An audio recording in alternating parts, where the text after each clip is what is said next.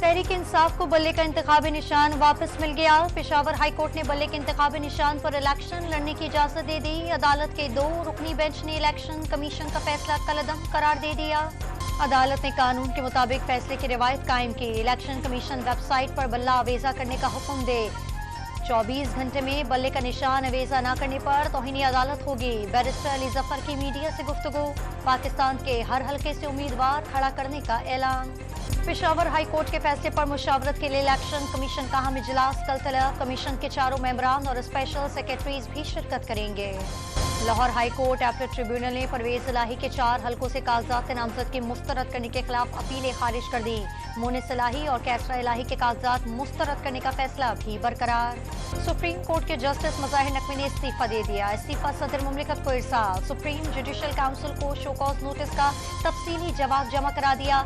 खुद पर आयद इल्जामात की तरदीद। अटॉर्नी जनरल की बतौर प्रोसिक्यूटर तैनाती पर भी एतराज। बानी पीटीआई से अडियाला जेल में 9 मई वाकयात की तफ्तीश का पहला दौर।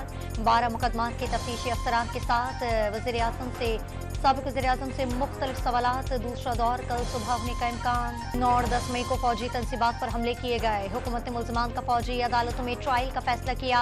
103 मुल्ज़मान को खुसूसी अदालतों में हिरासत में दिया गया। सुप्रीम कोर्ट का फौजी अदालतों में सिविलियंस ट्रायल कलअदम करार का तफसीली फैसला जारी। संगीन गद्दारी केस में साबिक सदर परवेज मुशर्रफ के सजाए मौत का फैसला बरकरार। सुप्रीम कोर्ट के 4 रुकनी बेंच ने अपील गैर मौसर करार दे दी।